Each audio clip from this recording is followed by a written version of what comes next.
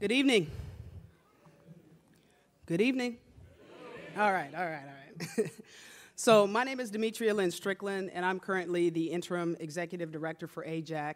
And I would just like to extend a warm welcome to our guests, our distinguished guest, Chandra Brown, U.S. Department of Commerce, Deputy Assistant Secretary for Manufacturing, who has been so gracious to stop by via China on our way back to D.C. to come to be able to speak at our graduation today. Also our board members, AJAC committee members, our guest speakers, our employers, our instructors, our college partners, our other partners from the State Board, community technical colleges, our partners with Department of Labor and Industries, and last but not least, to the apprentices, to your families, and to your friends, I want to extend a very warm welcome. So this graduation is significant in that this is AJAC's, not only our largest apprenticeship program, but this is the first group that has gone through the 4 years with us. So it's pretty significant for us. And we are excited to celebrate these apprentices, their achievements, their future successes. They're ending their journey as apprentices and beginning their next journey as experienced machinists and leaders in the aerospace and advanced manufacturing industry. There are many individuals who have served important and instrumental roles in training, directing, and guiding the graduates. First of all, I'd like to thank our AMJTC board members, consist of Tom Lux, Jesse Cody, Mike Porter, Karen Lee, and Janet Schmidlkoffer. Our AJAC committee members, Janie Vigil, Tim Bacon, Travis Hokema, Tim Robbie, and David Zuber, for their leadership in growing our apprentices from 25 starting in 2009 to we served over 303 apprentices this year. To the AJAC instructors, 98% of our instructors currently work in industry. They've committed to taking on the extra challenge of not just working full-time as do our apprentices, but taking the time to pay forward their knowledge by instructing those wanting to learn the craft. These graduates have attended at least 600 hours of classroom instruction during their 4 years in the training program. So to our instructors, I want to thank you for your time, your commitment, your extraordinary instruction, and mentoring you've provided to these new journey-level machinists. It's your vast knowledge and experience that has helped to shape the continuous improvement of the curriculum, of our program, and of the graduates. So if you are an instructor and you happen to be here today, could you stand up? All right, thank you. Don't be shy, don't be shy. I'd also like to recognize the 10 companies who employ the graduates who are here. They've partnered with AJAC to provide over 8,000 hours of on-the-job supervised training during the course of the 4 years. These companies selected master machinists within their company to assist our graduates. They serve as a bedrock of our program. As a result of their commitment to apprenticeship, these graduates are now multi-skilled machinists with the confidence to work on a variety of equipment across multiple divisions within an organization. So these companies include Acro Machining Incorporated, Advantage Manufacturing Technologies, Damar AeroSystems, Fluke Metal Products Incorporated, AJAC Aerospace, JWD Machine, Markey Machinery, Orion Industries, the Lighthouse for the Blind Incorporated, and Umbra Cuscinetti. Did I say that right? Incorporated. All right, so if you are a part of these employers or if you are the employee that are here, would you please stand up? Don't be shy, don't be shy. Thank you.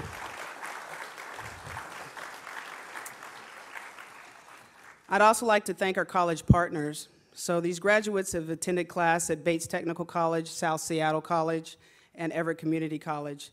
So thank the college for providing the facilities for the instructional training and providing the opportunity for the graduates to earn college credits during their apprenticeship program. To this point, most of the apprentices have earned 60 college credits and only need to take your general education requirements to get a degree. You only need to take your general education requirements to get your degree. You only need to take your general education requirements to get your degree. Okay? You've done the work. You've done the work. So this degree will provide a pathway for you to continue your education, and as you continue to refine your skills in becoming masters in your occupation. So we have here representing Bates, Ron Langro, Lin Zhu. From South Seattle, we have Dr. Holly Moore. And unfortunately, you guys don't get off the hook. Go ahead and stand.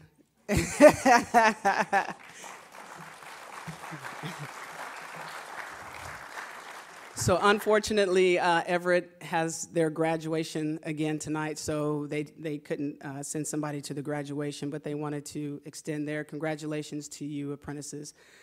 I also want to express my gratitude to the families for your support, the time these apprentices spent in classroom, going over homework, being preoccupied, and for their time away from home.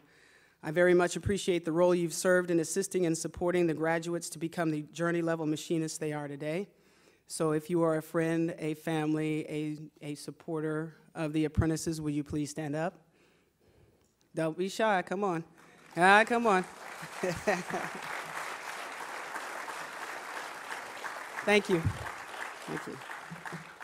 So to the graduates, I want to thank you for your hours of commitment and dedication you've devoted to on-the-job and instructional training, to developing and expanding your knowledge, skills, and abilities as machinists. I want to thank you for putting up with our continued harassment, for you turning in your on-the-job hours, for you turning in your RSI, and all the other things that you've endured, for your flexibility in class scheduling and location changes, and for your continued input as to how we can do better. So, graduates, you're in the front row, but you can go ahead and stand. All right.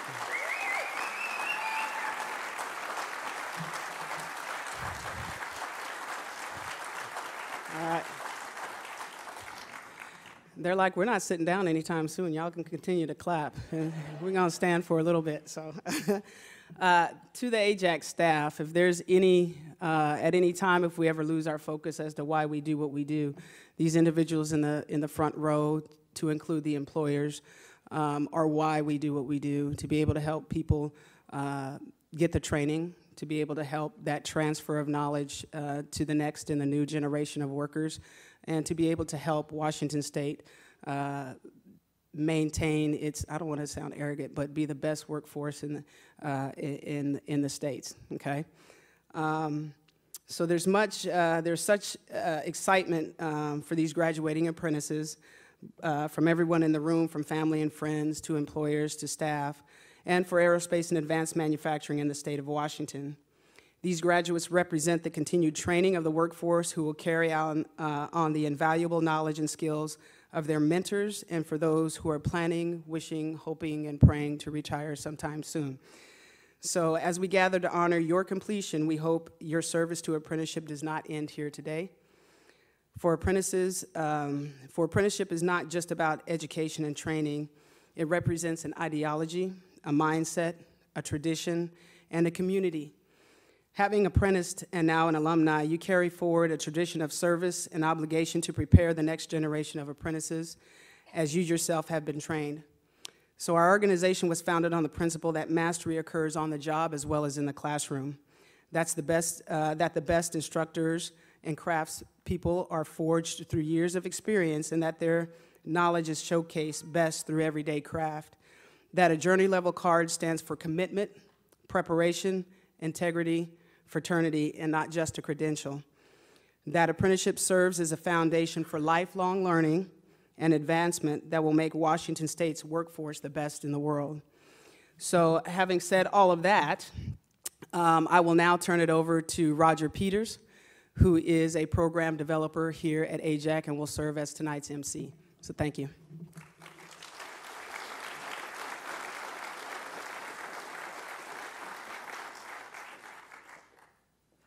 Good evening. Everybody knows me, knows I can talk for hours, so let's get engaged. No, I don't get that fortunate. But I do want to thank everybody for coming. This is a monumentous occasion for us, and we really appreciate you taking the time out of your days to come and talk to us. The graduates, I cut my teeth at AJAC on you guys, and it's been 4 years, and it's gone by for me like that. And I'm really glad to see you here tonight. I couldn't be more proud to see all you guys make it through the 4 years. So without further ado, I'm going to introduce our first speaker of the night. She was not able to be here in person, so she did make a great video for us. So without further ado, United States Senator Patty Murray. Good evening, and thank you for inviting me to speak to you on this exciting day. First, I'd like to congratulate the graduates on your incredible achievement, as well as the friends and families that are there today to celebrate with you. Washington State has a proud history of aerospace manufacturing, and for every large aircraft manufacturer, there are dozens of companies that sell everything from paint to avionics that make these aircraft what they are. In fact, last year in Washington State, Boeing used 2,042 suppliers who employed 86,000 people. These suppliers spent $4.6 billion in the Washington State economy. To all of you there today, I know these are more than just numbers on a page. They represent good-paying jobs that capture the skills and knowledge of the state's experienced aerospace and advanced manufacturing tradespeople, graduates like you. As all of you there know, what works so well about apprenticeships is that workers gain specific skills for the workplace, along with critical academics, all while earning a paycheck. In Washington, apprenticeships demonstrate the highest impact and greatest return on investment of any workforce development program in the state.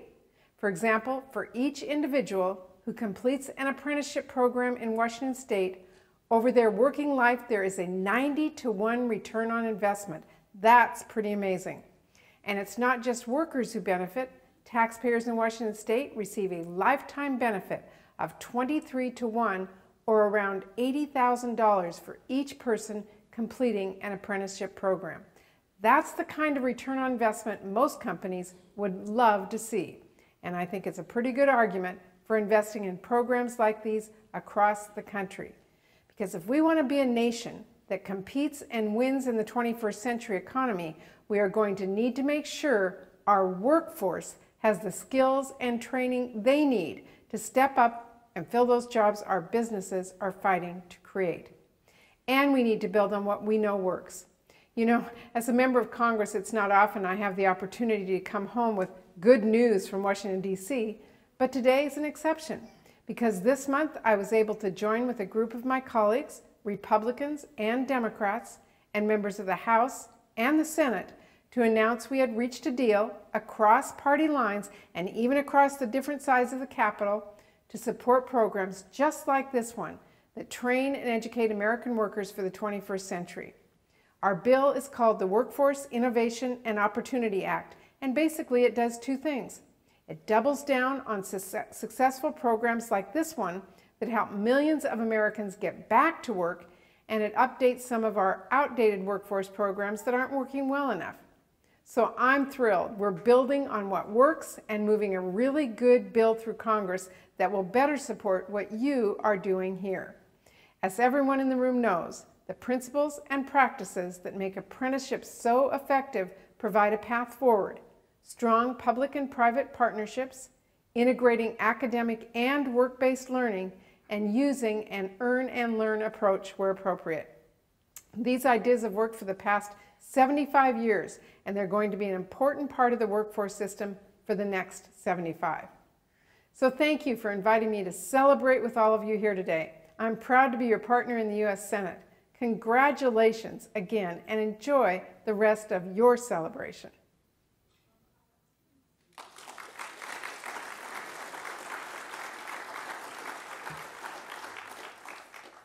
Thank you, Patty Murray. Okay, well, we're here to talk about the apprentices tonight, but like Lynn was saying, we couldn't do it without the employers. So our second guest speaker of the night is from Cadence Aerospace. They have been participating in apprenticeship for years. They definitely see the benefits of it. And so Janie Pierce, or I'm sorry, Vigil, the Director of Human Resources and committee member of AJAC, is here to speak with you tonight.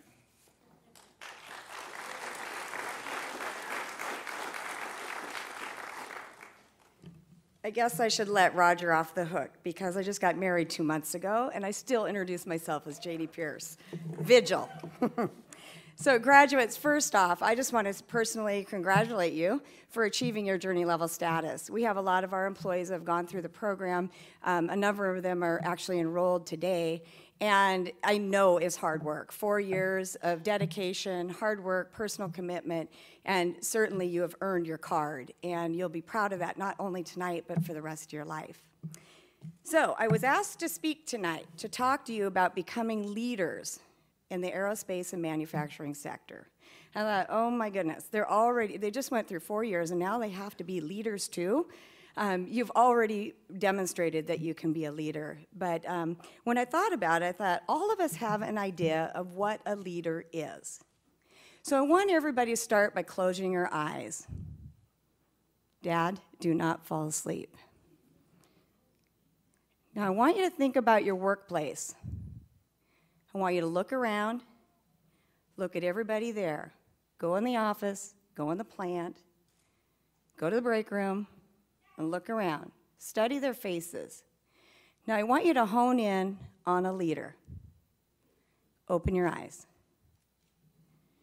When you close your eyes, how many of you thought of a leader that was a boss or manager?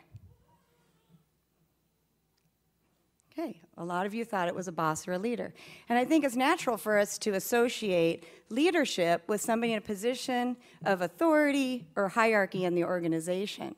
But you don't have to be the leader. You can be a leader as well. So how many of you thought of somebody who was not the boss or manager? Yeah. So think about your workplace and your coworkers. Who is a leader? Who stands out and why? And what about your friends and your family? Do you have people who stand out that are natural leaders? And what about the graduates? What about your classmates? When you were in class in the apprenticeship program, was there somebody who stood out as a leader? And what was it about that individual? Maybe it was you. So in preparing for tonight, I realized leaders are not always the person in charge. Personal leadership shows up in different sizes, shapes, and forms. And I thought about my parents, and they're here tonight. Can I have you stand? Leonard and Dorothy.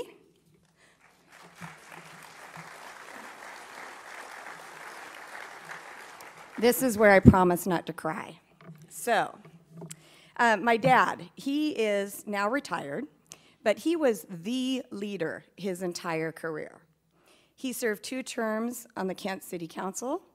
He was actively involved with the Chamber of Commerce. He led multiple charitable fundraisers and events with the Lions Club, the Elks, and the Kiwanis.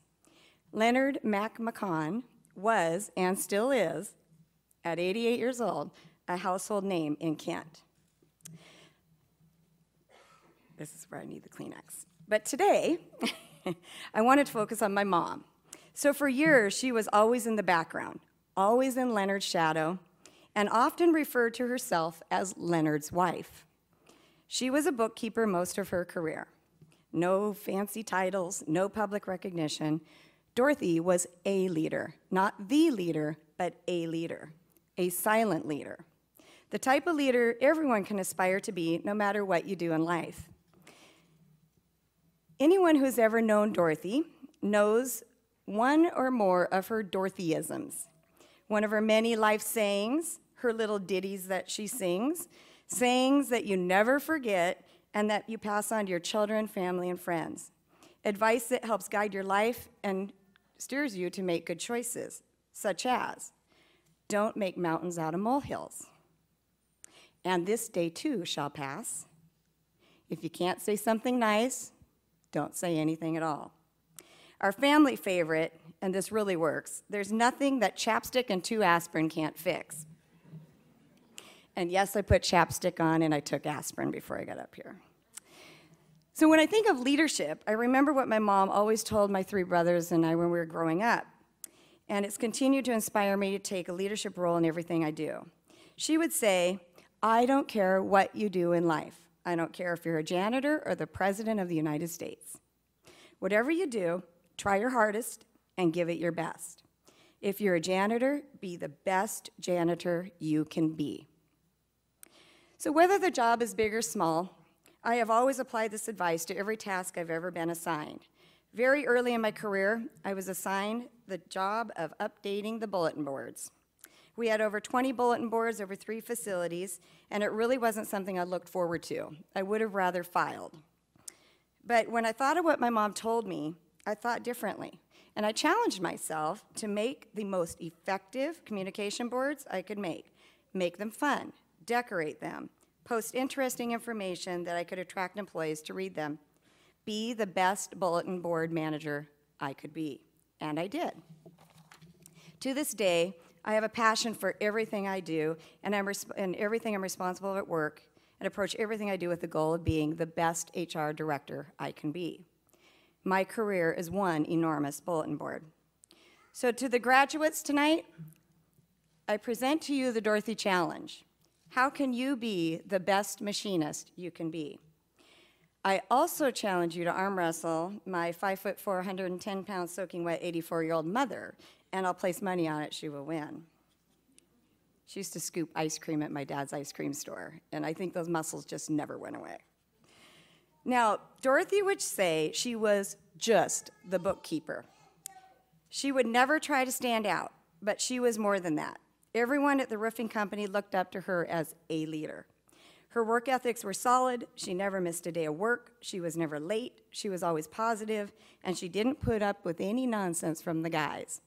If they came in her office space, they knew they needed to be on their best behavior, or she would tell them to up their attitude.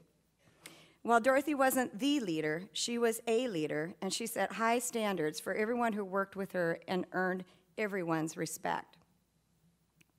There is a leader in every natural group or team, not just the leader, but a leader. At Cadence Aerospace, some of our machinists stand out as a leader. Now keep in mind, not all machinists are created equal. Like every group or team, some are better than others. But why? When I stepped back, I started thinking, why do I think of certain machinists that stand out above the rest? And as I thought through it, I thought, wow, there's one common denominator. The machinists that stand above the rest simply care. They care about quality, they care about safety, they care about improving what they do, they care about the health of the business, they care about their coworkers, and above all, they care to be the best machinists that they can be. Dorothy cared. She wasn't just a bookkeeper. She cared about making sure the books were accurate. She cared about all the workers. She cared about improving her skills. She cared about her reputation and her integrity. She cared about the success of the business. But you have to ask yourself, so what? Why is it important to be a leader as a machinist? Not everyone is a leader, so why does it matter? What's in it for me? Of course, there's the typical incentives. There's the rewards, the bonuses, the pay raises, the promotions. Not to say those aren't great things, and if offered, you certainly wouldn't turn them down. But I think the real value is when you go home at the end of the day knowing you were the best machinist you could be. There is a leader in all of us. Graduates, what will your leader look like? What are you passionate about? What will you care about? What legacy do you want to create for future generations of machinists?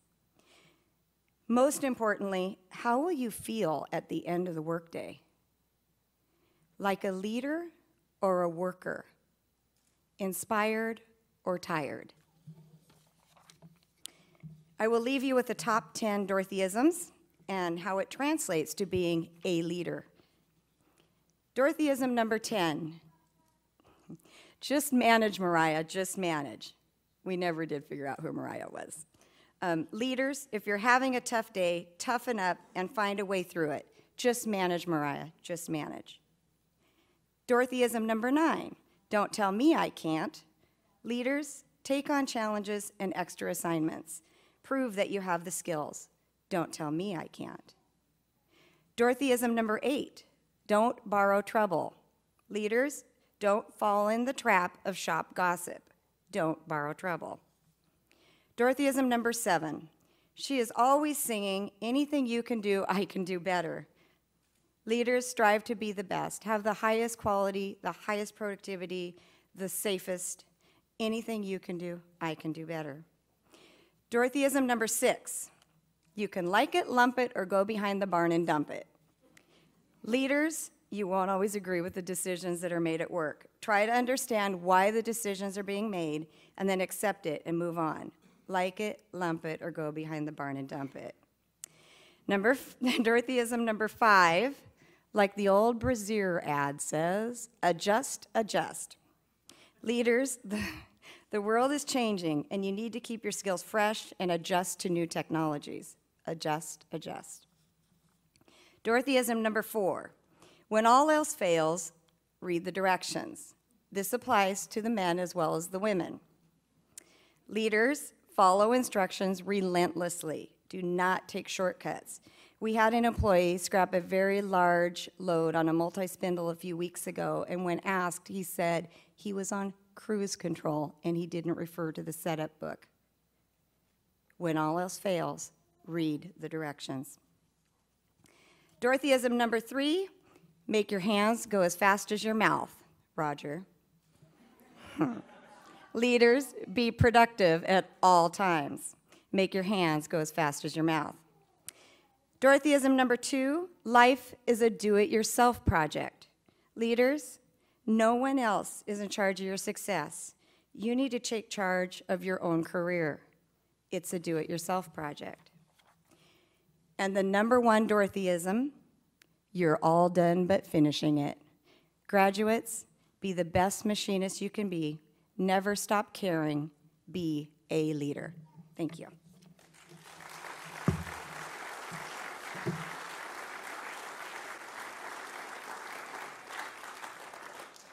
There you go. Thank you, Janie. You just got to hear from a great leader. All right, now it is my honor. We got an employer to speak, so now we're going to get to have an apprentice speak. This person, I really, really admire her. When I met her 4 years ago, she was working her way through full-time at Orion Industries and putting herself through the 2-year manufacturing program at Green River Technical Colleges. Those that you don't know, those are 40-hour-week programs. So she was going pretty hard at it when I first met her, and she still wanted to do apprenticeship. I said, well, Miley, there's a way, there's a will, we'll find it. About a year later, we got her signed up. We were able to give her credit for previous experience, and then she went through all our machining apprenticeship classes as well while she was working on the job. And here she is for graduation tonight. I'm getting ready to call her up, but not just yet. So we kicked off a new program to meet employer needs last year, our manufacturing precision metal fabrication program. Well, guess who just happened to move to the precision metal fabrication side of the shop at Orion? Miley did. Miley was the first one to stand in line and say, I want to take that program. I'm like, well, we've already taken 2 programs. I want to take another program. You can fit it in your schedule. You don't want to break. Nope, I want to take another program. We got her signed up. On top of that, Miley is an incredible supervisor and member of Team Orion. She's always the first one to email me and say, hey, I have another individual for the program. They're ready to go. Come down and get them signed up. She actually hit me up. I got to meet her next week. I think she has 2 for me next week, and one's going to be a tool and die maker. So without further ado, Miley Johnson Molstad, please come to the stage. Family here. I would hope that I can teach women that they don't have to sit on the sidelines and do traditional women jobs. There is a place out there for a woman in a traditionally man's world, and that the rewards that they will get are great. My name is Miley Johnson. I am a single mother. I am a mentor. I believe in giving back. I am a machinist. Well, as you know, my name's Miley. I'm an AJAC apprentice and an Orion Industries employee. I am honored to have been asked to speak to you this evening. I decided to become a precision aerospace machinist and metal fabricator because of the Orion training program. That jump-started my career into the manufacturing world. I chose the AJAC apprenticeship because it seemed like the best way to learn and work at the same time. The AJAC program and Orion have helped me become more self-reliant and financially self-sufficient. I was asked to speak about how these classes made me a leader in the aerospace industry. To me, being a leader means having the skills and the confidence to do my job, both as a machinist and a mentor. I'm always trying to get better at what I do. For me, it's about having the determination to succeed and wanting to achieve more in my career. Okay, I got this. Give me a sec. Okay, speaking of leaders, I think it's great that the instructors take time out of their own lives and come in to teach us. It takes a lot of dedication. All three of the instructors I've had in the program are knowledgeable about the manufacturing industry. Learning theory also helps with building my leadership skills. One of the many benefits of on-the-job training is that it is easier to learn theory when applying it to on the job. The classes at AJAC have given me the theory behind what I do. The benefits of taking the apprenticeship classes are that it allows for essential hands-on experience, and it makes it easier to communicate to those I work with and mentor. Now I can teach the people that I train the whys and hows of what we're doing on any given project. I didn't know anything about manufacturing before I came to Orion, but now I understand it more because of the AJAC program. I've made leaps and bounds from where I was when I first started in terms of my confidence and skill level. I found that my work at Orion lent itself to helping others in the AJAC classes. The truth of the matter is that we all of us in the apprenticeship classes help each other. Each and every one of us has a different skill set that we can share with each other. With that being said, I'm proud of being the only female machinist in a shop full of male machinists. As a woman, it is satisfying to be successful in a historically male-dominated position. Thank you. For me, this isn't just a job. I take pride in what I do because of where I came from. I was unemployable. I didn't have any thoughts of responsibility or direction towards a career. I made a lot of bad decisions, and I didn't apply myself to employment or life, to be honest. But that has all changed now, and I'm a proud, successful member of the Orion team. A lot of my success grew out of common sense approaches to life situations. I applied myself and worked hard. When I got hired on as staff at Orion, I was working night shift on the shear. As time went on, I had the opportunity to work in several different areas, so I spent time in plant block assembly, the blanking press area, and mechanical assembly. I noticed there wasn't anyone working in the router on night shift, so I volunteered to learn it. As time progressed, they asked me if I wanted to work in the routers on day shift. That's when I started working with program participants and being able to help them on their journey to getting gainful, full-time employment, which I am passionate about because, as I've said, that's how I started. I've been working in the router area about 6 years now, and anytime I mention working in another area, it seems like I just get a new machine. Therefore, I never get bored. I feel I grew up running the router, so it makes sense to me. Now, with a total of 8 years at Orion as staff, I have 2 mills and 2 routers that I'm responsible for, along with 1 apprentice and 2 program participants. I've had a lot of support along the way. My parents were ecstatic when I went back to school. I was finally doing what they knew I could do all along, what I should have been doing in my 20s. We went from them not wanting me around to them being very proud of me. My son and my husband both have encouraged me to achieve my goals, not to mention all the folks at Orion who have walked with me on this journey. I'm grateful Orion was willing to give me a chance. I like working with the program participants because it is my way of giving back what was freely given to me. It is very fulfilling when someone comes up to me with excitement in their eyes and says, "I got a great job." You're taking people with barriers to employment, like in my case, I had addiction problems, and you're helping them become successful, productive members of the community. Orion is a great place to work for. As you already know, I completed AJAC's 4-year machining program to get my Journeyman's Machinist card. In those 4 years, I also graduated with honors from Green River Community College and received my Associates of Applied Science degree in Manufacturing Technology. Now AJAC has started a new precision metal fabrication program, which I didn't know Roger was going to say all this already, so bear with me. In the precision metal fabrication program, it's a 2-year program, and I'm in my 3rd quarter. I would like to continue my education to get my bachelor's degree. I feel like I put a lot of effort, time, and energy into learning so I can be a better employee. I can honestly say I'm proud of the woman I am today. The AJAC program and Orion has made me a better person. Thank you.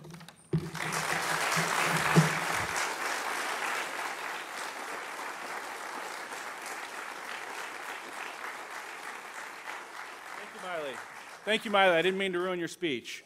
So from one great social enterprise, Orion Industries, to another, the Seattle Lighthouse for the Blind. We started working with them, well, I currently started working with them like 4 years ago when I first came on, signed up 3 apprentices who were really eager to go, Nathan, Dan, and Mike, I see you out there. But the Lighthouse was one of our first training agents. When AJAC was very first stood up, almost 6 years ago, they were one of the first ones on board. They saw the needs, and they jumped on it right away. They had to wait for us to catch up with them. So we were able to do that eventually and got them signed up. And so I would like to welcome Kirk Adams, the president and CEO of the Lighthouse of the Blind.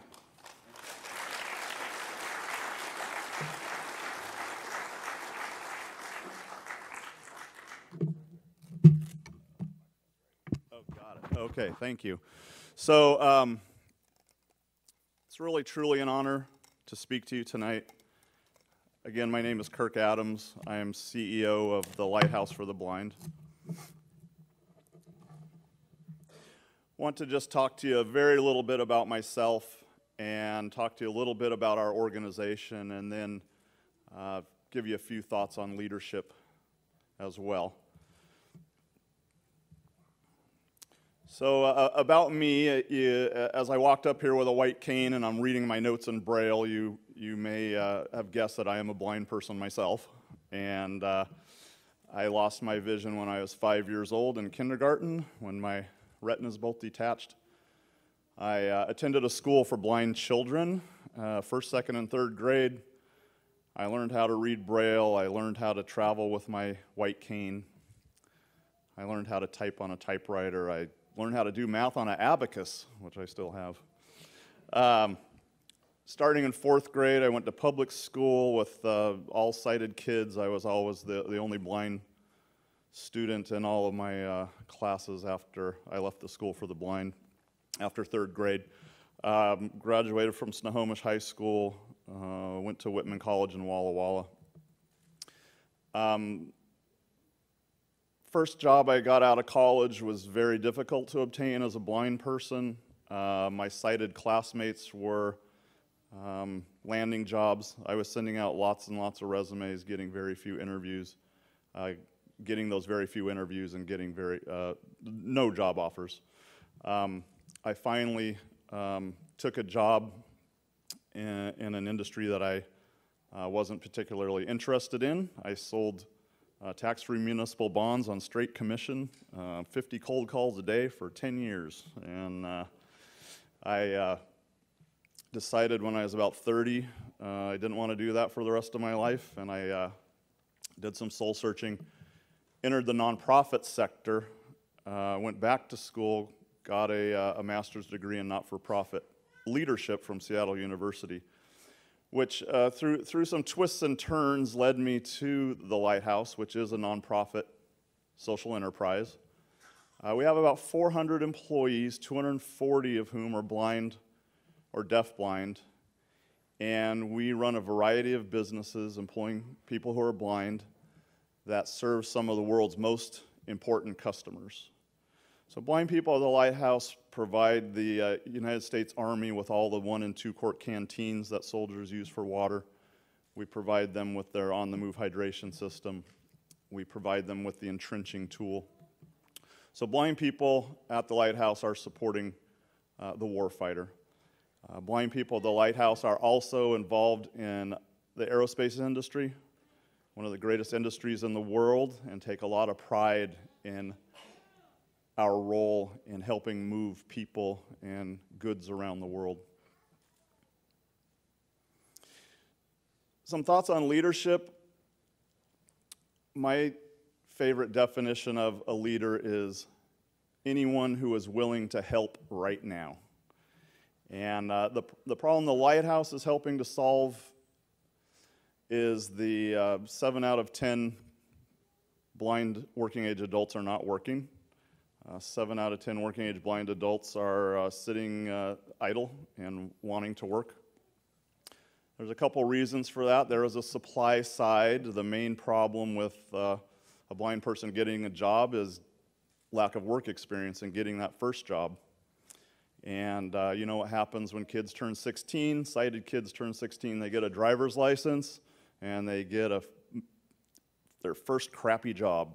And, you know, blind kids just don't get that first work experience, don't get that foot on the career ladder.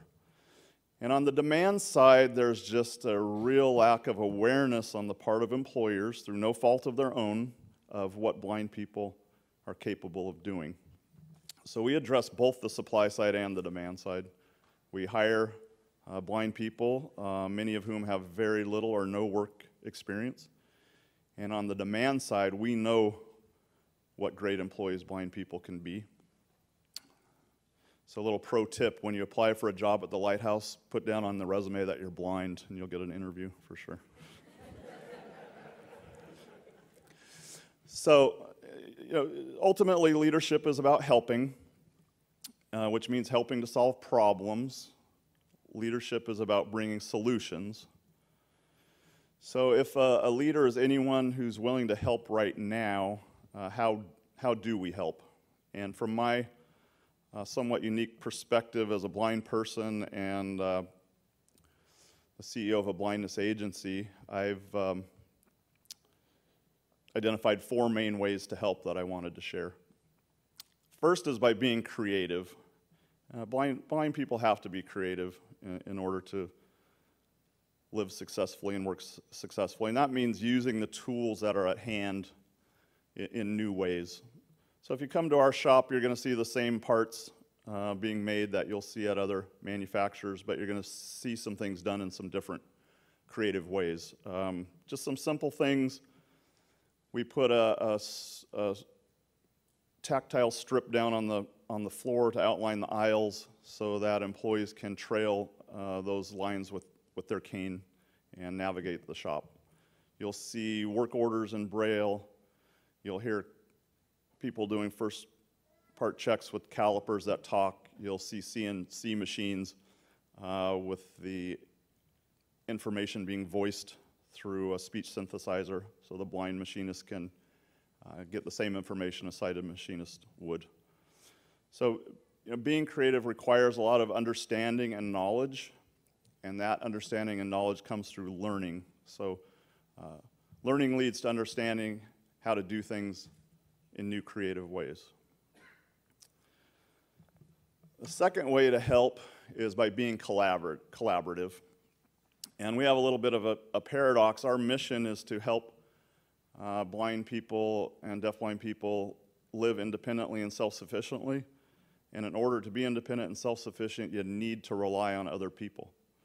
A great example in our building is sign language interpreters. We have 40 deafblind employees, so we rely on these members of our team to get our work done. A quote I like, African proverb: if you want to travel fast, go alone. If you want to travel far, go with a group. And working with others in teams is really the best way to solve problems and to help other people. The third way to be a leader is by communicating, by offering to help, by asking for help when you need it, by asking a question when you don't know, by giving answers to those who need them.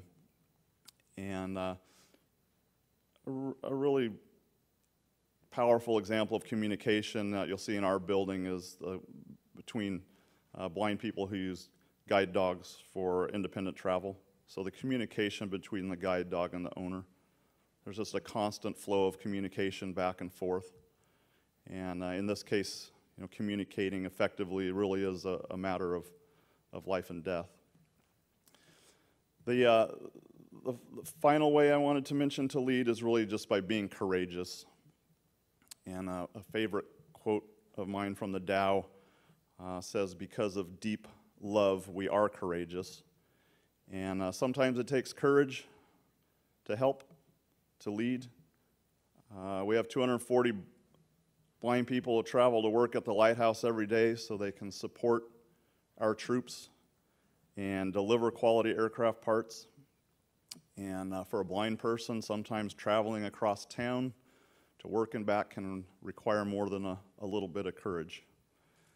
And to admit that you don't know something, to learn a new skill, to reach out a hand to someone who needs your help, I'll take courage. And with that, I just want to congratulate each and every graduate tonight for using your creativity, for being great team players and collaborators, for practicing the difficult art of communication, and for your courage in embarking on this journey 4 years ago. Congratulations to everybody, and thank you.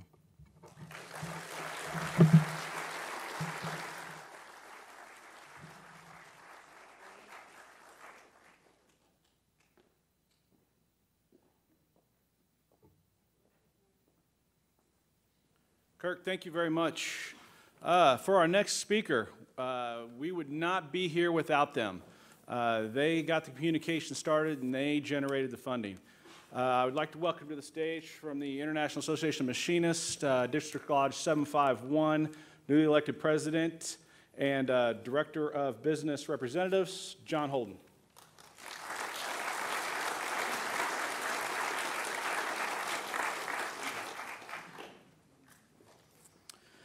Good evening, everyone. Thank you very much.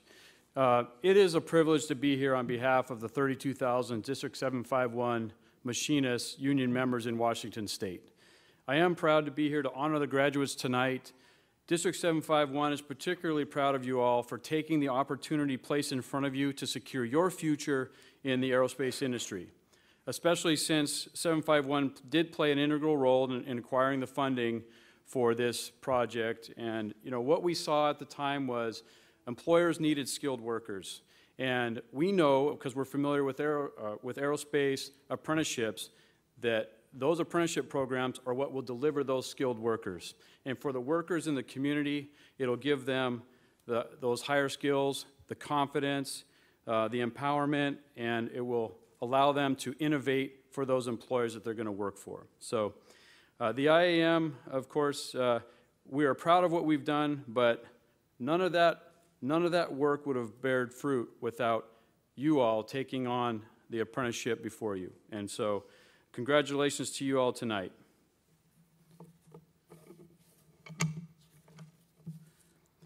While you rightfully celebrate your accomplishment of graduating this apprenticeship, keep in mind that you are entering a dynamic industry that continues to change.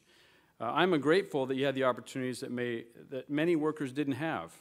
And I'm proud that you saw the chance to set your sights on your goals and worked hard to make it a reality. You took advantage of the opportunity for additional education and became a master in your trade. Because of your hard work, you control your destiny, and truly the sky is the limit for you. The skills you learned in this program are valued throughout the aerospace industry and make you one of tomorrow's leaders. Whether you like it or not, you are one of tomorrow's leaders. So remember, you did not do this alone.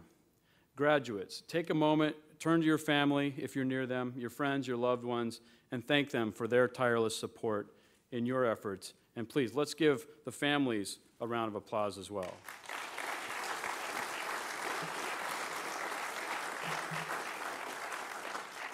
And again, I want to congratulate each of you and encourage you to keep learning new skills in the future. That's what it's going to take. You also have a responsibility to share what you've learned and support these same programs for others that deserve the same opportunities. What makes apprenticeships unique is the tribal knowledge passed from a journeyman to an apprentice, so share that knowledge. Never forget, somebody provided this opportunity and this hand up for you. When you have a chance to help someone else, don't miss out on that opportunity either. Keep the apprenticeship legacy alive and continue the tradition. The sense of accomplishment you feel tonight will last a lifetime. We are just thankful to be a part of it with you and proud of you. So again, thank you very much and congratulations to all of you.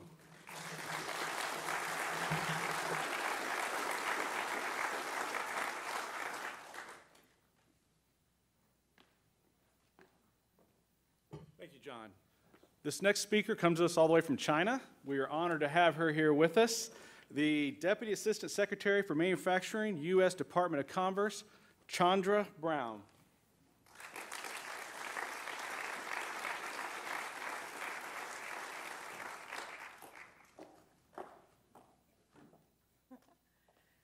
Good evening, everyone.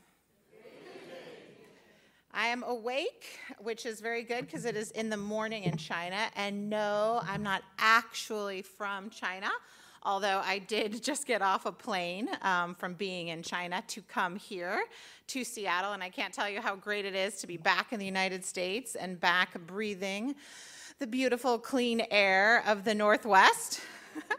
I actually was originally born in Chicago, Illinois, but as many of you may or may not know, I spent 20 years about as a manufacturer in the Northwest. I used to have a company called Oregon Iron Works and United Streetcar, so it's kind of fun to be back in the home territory, if you will, and also great to be here representing the United States government. So I kind of have a dual role. And it's funny because once you're a manufacturer for 20 years, you feel the passion of what you want to do and how you want to be it. And I can tell you one of my favorite things that I have in my office in Washington, D.C., which reminds me of the other Washington and Oregon here where I used to have factories, is a hard hat. It's this great made in USA hard hat with the flag. And one of the things I'm most proud of is the guys and gals in our shop. We had almost 400 workers who signed it when I left, because that truly is. I know the passion. I know what it comes from being on the shop floor and working with these men and women. So it's just so great to be here. I get to travel the world. I have a great job as the Deputy Assistant Secretary for Manufacturing, also a career Miley that not often you see women in, or women owning manufacturing companies. So it was a great joy to get this appointment from the president, and that's because I get to, one, travel the world saying how U.S. manufactured products are #1 in the world. Got it. And that's what I was doing in China, as well as knocking down trade barriers, because you know that we have the most productive, best workforce in the world. And I know some of the graduates are here today. And what I'm going to talk a little bit about is some of the things that we are doing, because instead of you having to go to DC, I'm here to bring DC to you.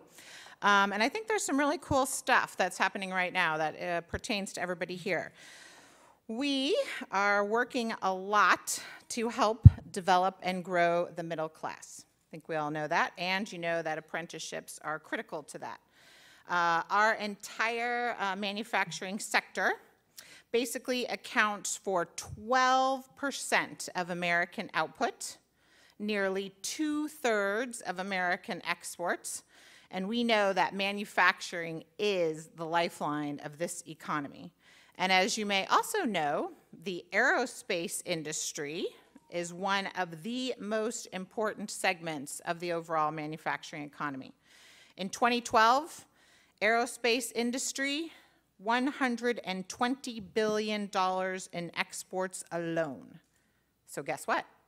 We have 60% market share in the world aerospace industry.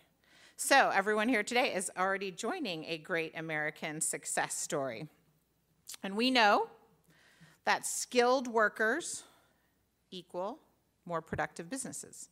We know that expanded training translates into more money in the pockets of working families.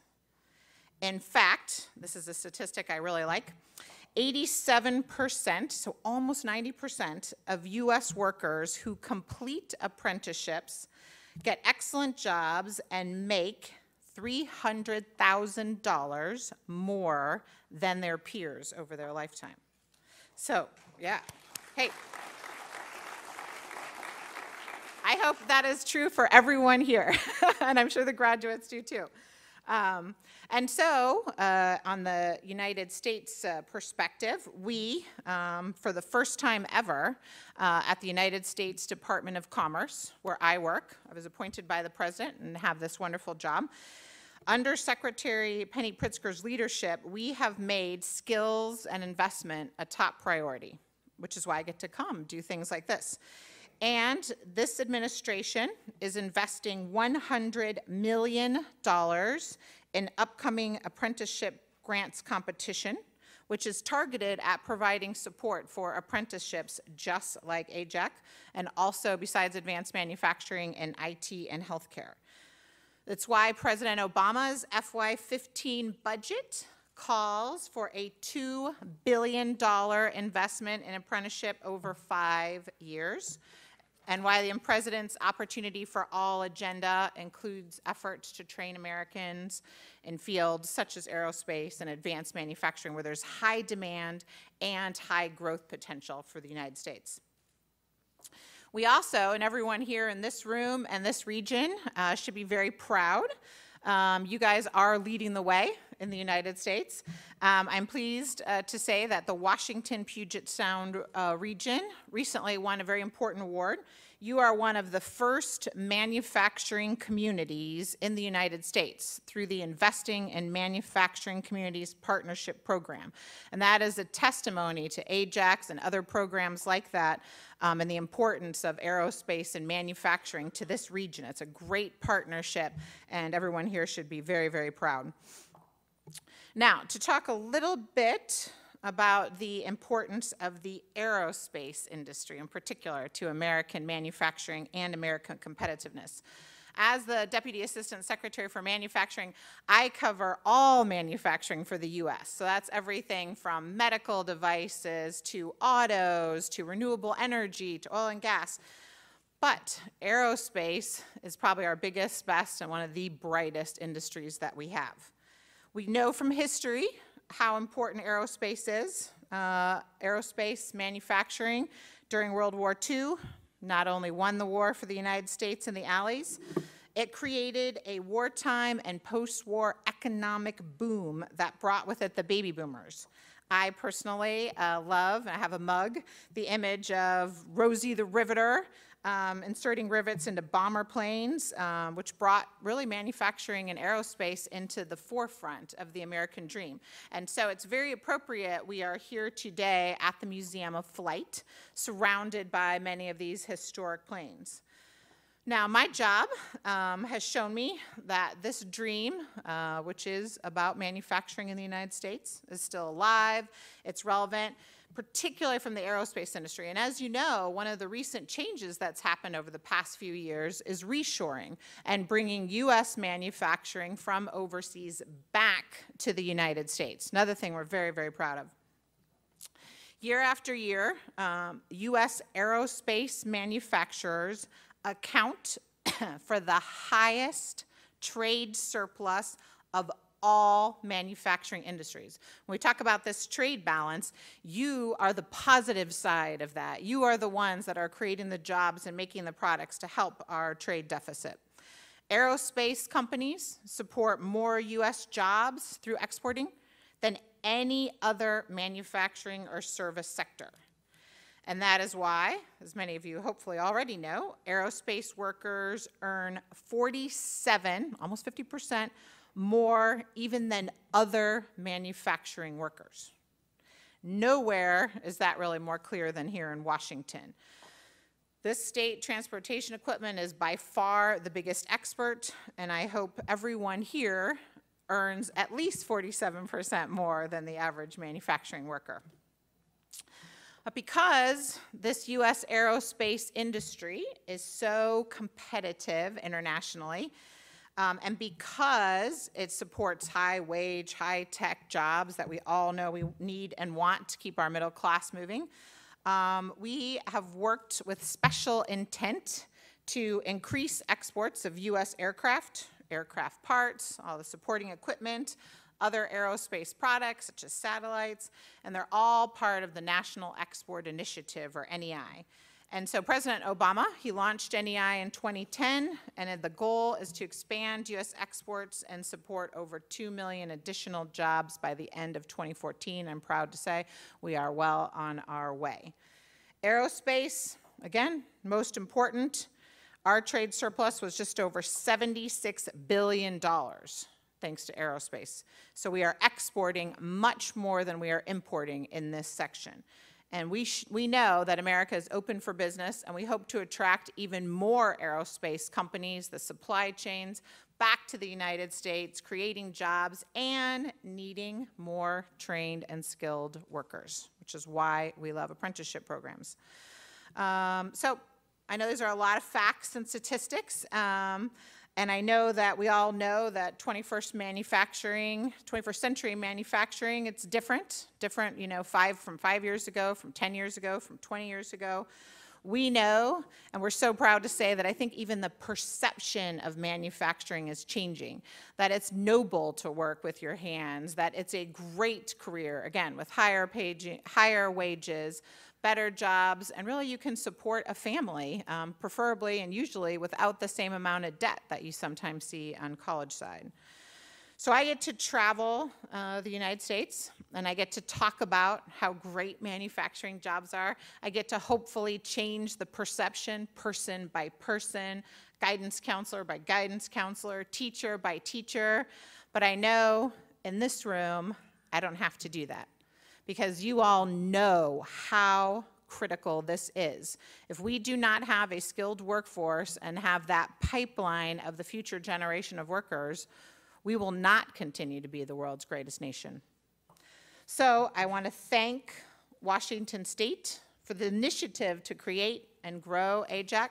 I want to thank, as everyone else has, the companies, the employers here.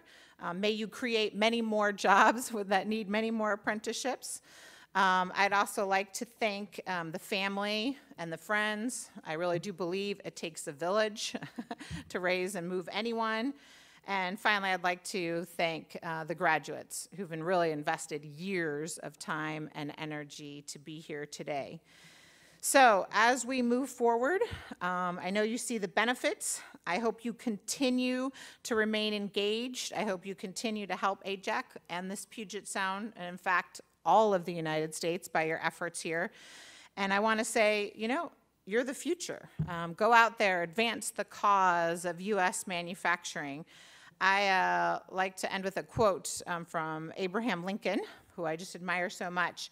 And it says, he says, "Always bear in mind that your own resolution to succeed is more important than any other. It is you, each one of you. And I have no doubt now that you have the tools, the skills, the support network that you need to succeed. And so instead of saying go forth and conquer, I like to say go forth and build. Build the next generation of products, make the United States the best country it can be, and thank you. You should be very proud of yourselves."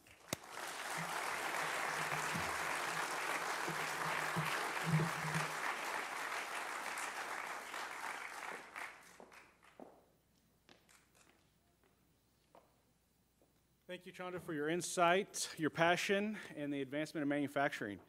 Okay, apprentices, it's about that time. I need to welcome to the stage Dean of Instruction, Bates Technical College, Lynn Zhu, Executive Dean, South Seattle College, Georgetown Campus, Holly Moore, former Apprenticeship Program Manager and current Assistant Director for Fraud Prevention and Labor Standards at the Washington State Department of Labor and Industries, Elizabeth Smith, AJAC Committee Member, Janie Vigil, and AJAC Interim Executive Director, Lynn Strickland.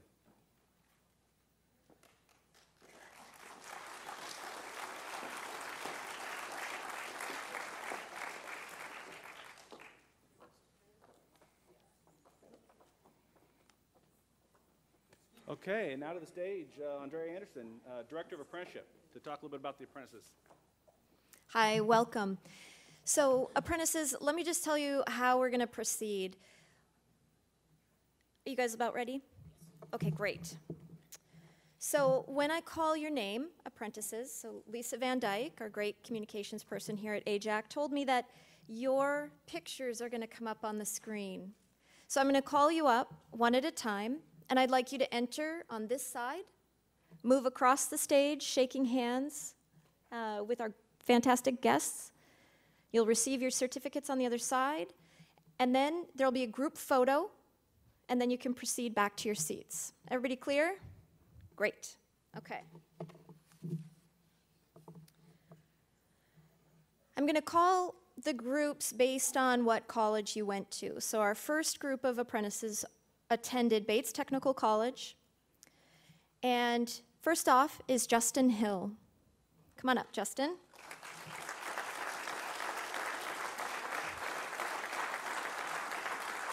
Justin is from JWD Machine, and he's been employed by JWD Machine for over 6 years. His professional accomplishments can be directly attributed to his diverse skill set on the shop floor. Justin has a comprehensive knowledge of multi-axis mills and lathes as well. The core fundamentals taught in the AJAC program have been a great contributing factor in Justin's ability to develop a wide array of skills. Personally, Justin has grown to take on more responsibility as an employee and a student. Through his training in the AJAC program, JWD Machine has designated Justin to run one of their high-speed, flexible manufacturing systems. In the classroom, Justin was always willing to help other students and transfer his knowledge of manufacturing. Congratulations. Kyle Kursup.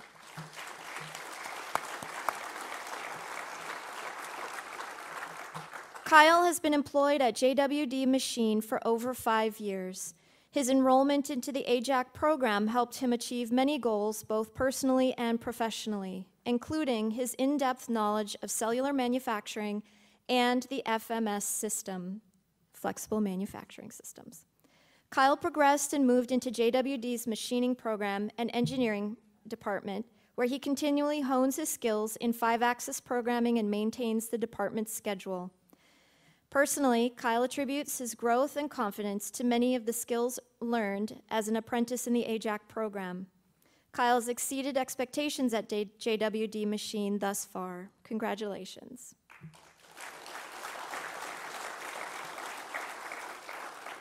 Next, from Orion Industries, is Miley Johnson-Molstead.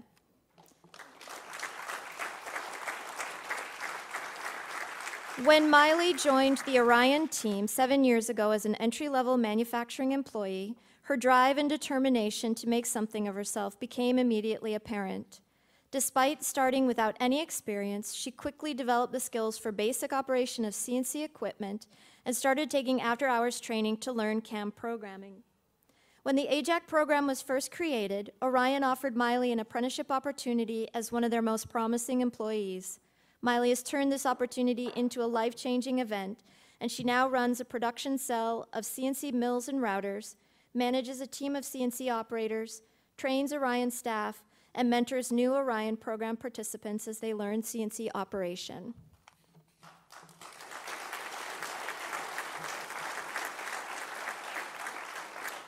Our next group of graduates come from Everett Community College. From Acro Machining, Trevor M. Neiman. Oh. Apparently, Trevor is not attending tonight. However, 2 of his instructors in the program said Trevor was a pleasure to have in class, and Trevor was also a quiet leader. Advantage Manufacturing Technologies. First up is John Olson.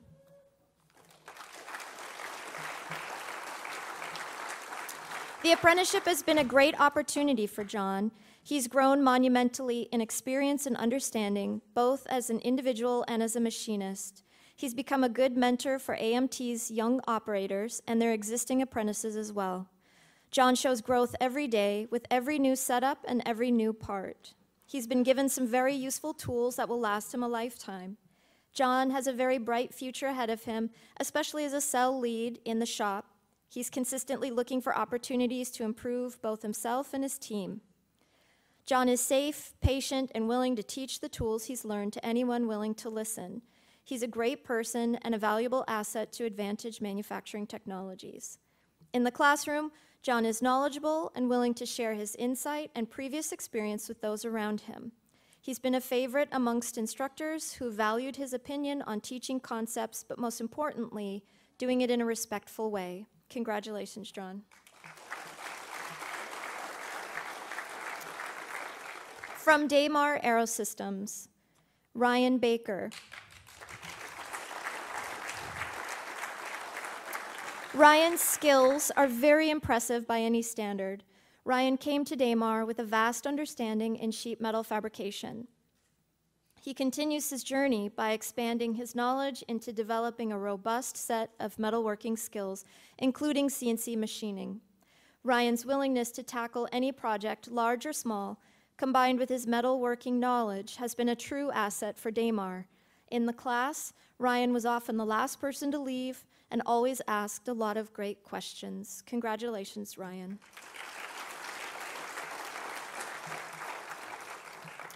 Steve Funderburk is also not here tonight. He's the next one from Damar.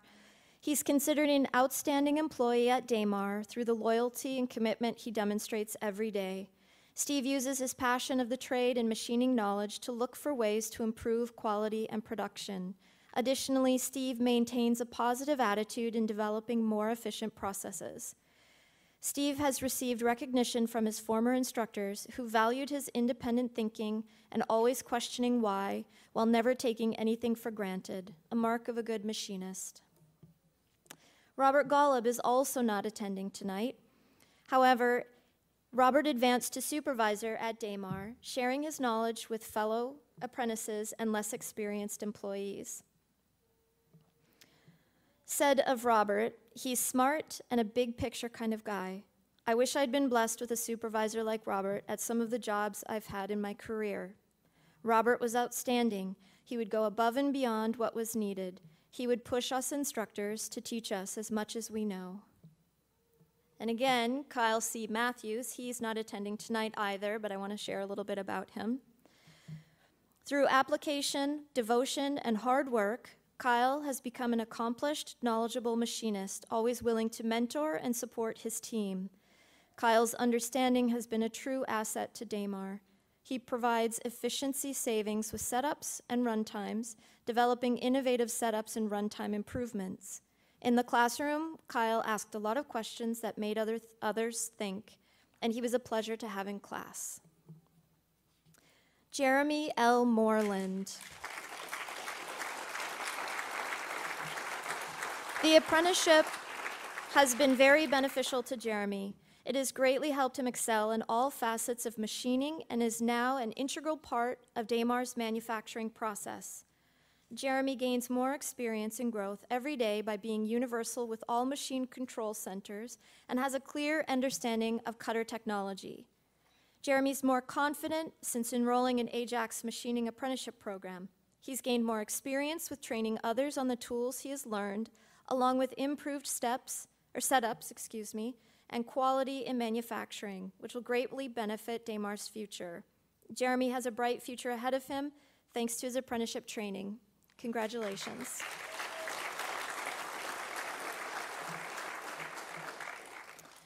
Kenneth Waller from Damar is also not here tonight.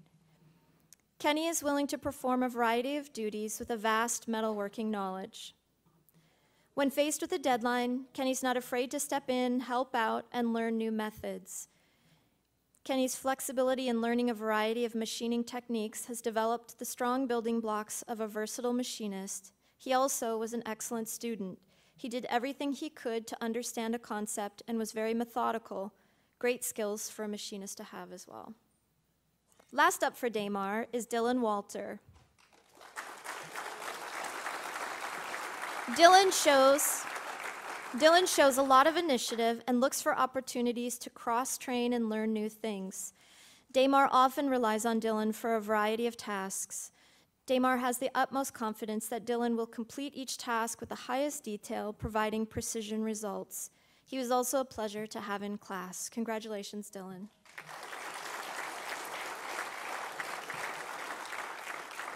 From Fluke Metal Products, Inc., we've got Brad Dunso. Brad started at Fluke Metal Products, Incorporated, thinking he had an idea of what machining is all about. Brad's supervisors watched him work hard, reflecting on his career, while focusing on the details needed to meet exact specifications for quality and efficiencies. He proved to be a positive, enthusiastic, and effective communicator with Fluke's management, while accepting and learning from a few minor mistakes.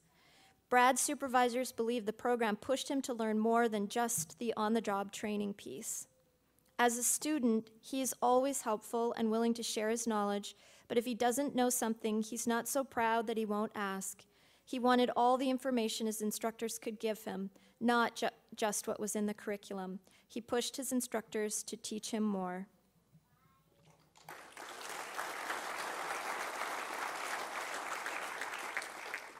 Now, from Umbra Cuscinetti, Inc., the first person is Chris Enzi.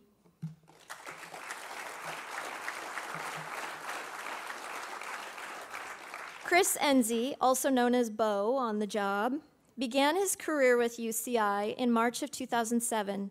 He was hired to run one of their vertical mills, which he had previous experience in. Bo showed great potential when UCI started the joint venture with AJAC, and due to his outstanding work ethic and enthusiasm, he was selected to participate in the apprenticeship. Bo excelled not only in this program, but in his job. He was promoted to a lead for third shift.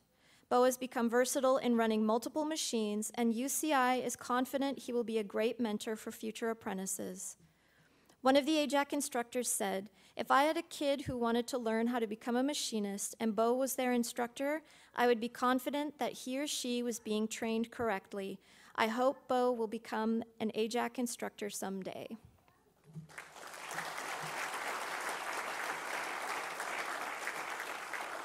Samforn Mao. Samforn Mao. Samforn Mao started at UCI in June of 2007 and was hired to work in their electromechanical flap area, straightening tubes. He worked in this department for a year and a half. Samforn has always been a hard worker, coupled with a great work ethic. UCI moved him to the CNC mill area, where he continued to excel with speed. Samforn's versatility in running multiple machines made him an easy selection for the apprenticeship program. UCI is confident he will be a great mentor for future apprentices. Both of Samforn's instructors agree he was a fantastic student. He always made an extra effort to make sure he understood the concepts that were being taught. Though he's a very quiet person, he has a bright future in the machinist trade.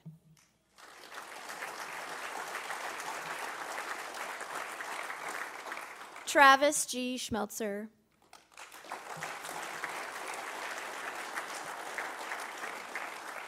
Travis Schmelzer came to work for UCI in January of 2006 and was hired to work in the lathe department. Travis displayed a great work ethic and was a fast learner. He was an easy selection for nomination in the apprenticeship program due to his passion for his job and his expertise. Travis has become adaptable in running multiple machines, and UCI is confident he will be a great mentor for future apprentices. Travis was not only a pleasure to have in class, but was a great student who got along with everyone. Great.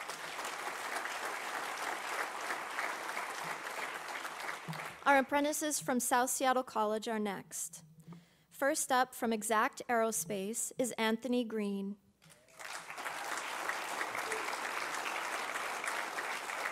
Anthony has been able to completely take over AJAC Aerospace's programming and mill departments as a result of the AJAC apprenticeship program. As Anthony progressed in the program, you could see the confidence in the way he handled himself. AJAC Aerospace is very excited for Anthony's future. He has and will always have a place at AJAC Aerospace.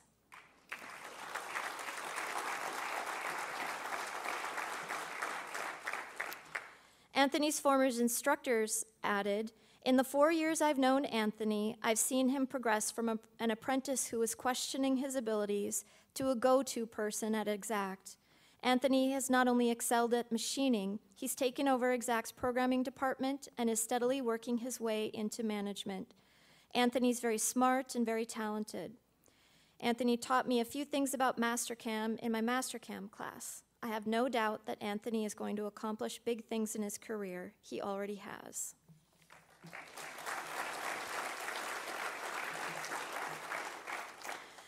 From Markey Machinery, Joshua Smith.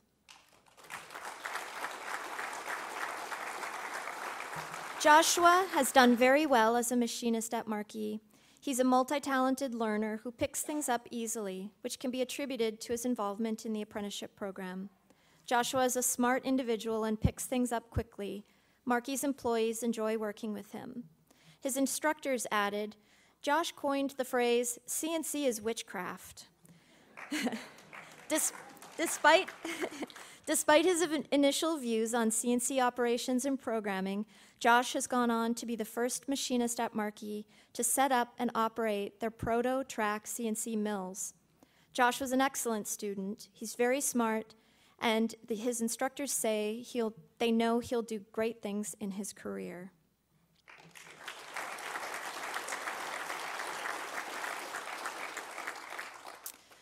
Next are the apprentices from the Lighthouse for the Blind, Inc. Mike Beeksma.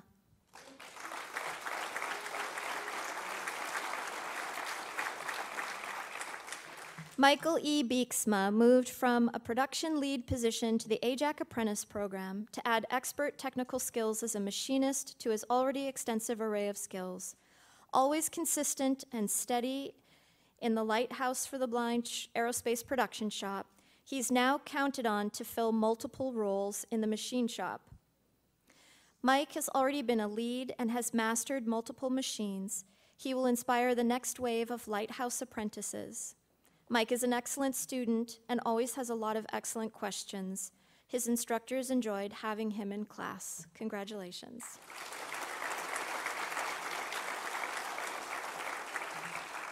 Nathan Greenwood.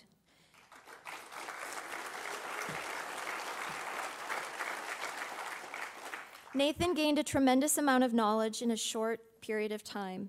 Overcoming visual impairment with pure determination, he was able to achieve very high scores in all AJAC classes. Nathan is now fully qualified to produce many of the Lighthouse for the Blind critical aerospace part.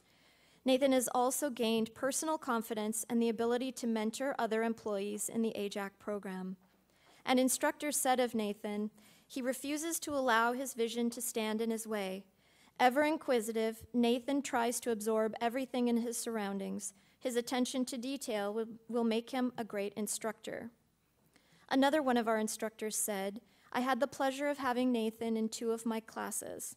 In the very short time I got to spend with Nathan, he taught me more than I could ever hope to teach him. He is determined, focused, and taught me that there is no such thing as impossible and that any obstacle can be overcome.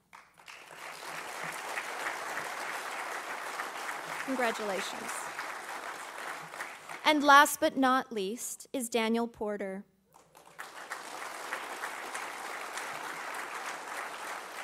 Dan showed exceptional tenacity in overcoming legal blindness to achieve top scores in AJAC technical areas. He used magnification and other audio accessibility devices to handle the course material. Dan is now able to run multiple complex machines at a very high level while nearly eliminating any impact of his visual challenges. Dan is a truly valuable example to other blind employees of the Lighthouse. His desire to be the best has forced the Lighthouse to take notice and continue to feed him new challenges. Dan is currently operating a cell system and on his way to becoming a lead. Dan strives to excel in all areas. When Dan sets his mind to something, he always goes big. Congratulations.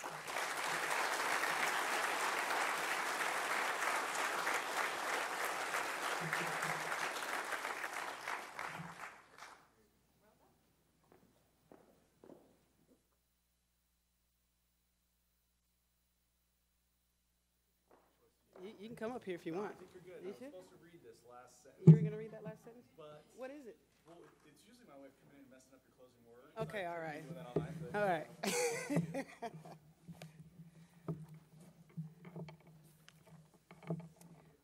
right. Next, we'd like to have the Outstanding Apprentice Award. And if Chandra could come up to the stage to help us to present this award.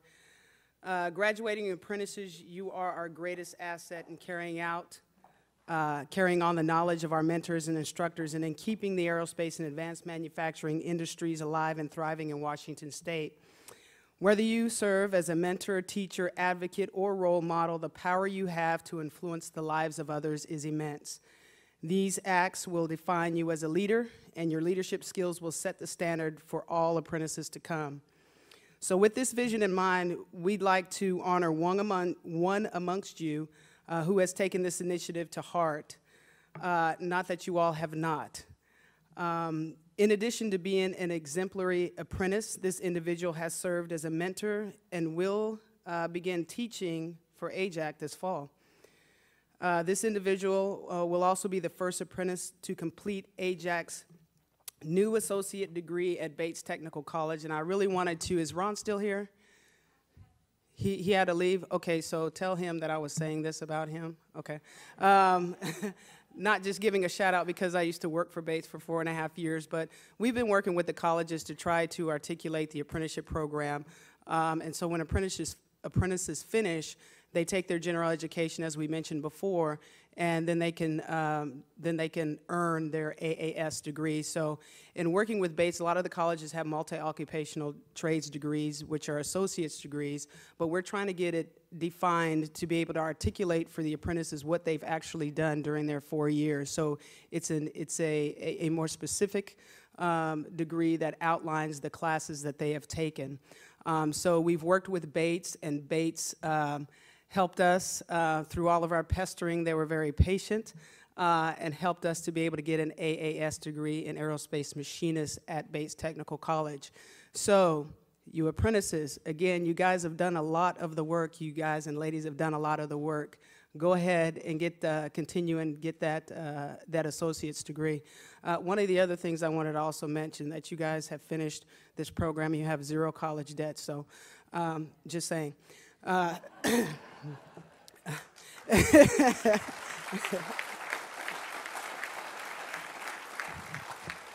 I'm still paying my student loans, so anyway, so we would like to present this year's Outstanding Apprentice Award right after this commercial break, so. Okay, all right. Kyle, James, curse up.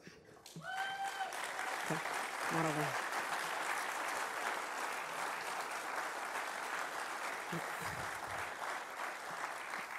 So we've heard a lot about Kyle, but Kyle has excelled in his ability to program machines in a quick and timely manner. No, stay on up here. No, no, stay here. Stay here. Okay. So many times we're so willing to like talk about the things that we don't do well in our failures and stuff like that, but very rarely do we bask in the success and be able to sit back and be able to puff our chests out and say, yes, we did that. So, and it was funny. I'm totally off script, but but it was funny to be able to see you graduates. You know, you all are sitting there, and then when you call their name, and then you guys are kind of, you know, sit up in your chair. I mean, this is a big deal. This really is a big deal, and be proud. And take a few minutes to tell yourself in the mirror quietly or out loud in the shower, it doesn't matter, that you did do this, and be proud of that, okay? So that's why I'm making you stand up here for a little bit longer. Okay. So Kyle has excelled in his ability to program machines in a quick and timely manner. Considering the amount of experience he has under his belt, this is truly a testament to his growth. This, along with his GPA, shows why he is not only outstanding, but has the ability to make a great contribution to the industry. Kyle's vast depth of knowledge in the trades, along with his intuitive problem solving, has developed his acumen to for various manufacturing processes. Academically, Kyle is a consistent performer. He shares his understanding of machinists with other students, and we value the example he has set in the classroom and in the shop. So, congratulations, Kyle.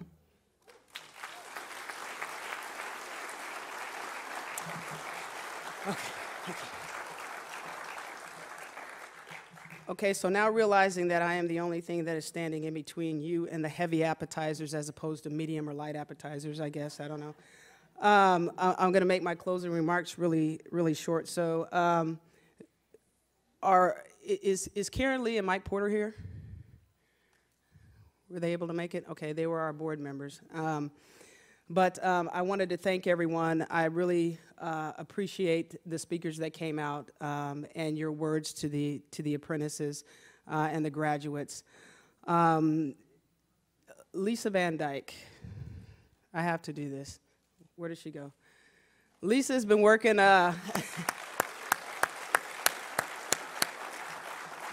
Along with all of our other staff, Lisa has been working on this graduation for over a year. And all of our staff is going to take her immediately to the bar after this and buy her a drink. No, but I wanted to acknowledge Lisa and Aaron and the rest of the staff for all of the work. I also wanted to thank our sponsors for helping to make this graduation possible: Aerospace Machinist District 751, Cadence Aerospace PMW Operations, AIM Boeing Joint Programs, Orion Industries, Pacific Northwest Aerospace Alliance, Skills Inc., the Lighthouse for the Blind, and Umbra Cuscinetti. So a couple of public service announcements. There is a photo gallery that we have. If you go out of this auditorium around to the left, there will be an opportunity for apprentices to take pictures with their families, with their employers, with their loved ones.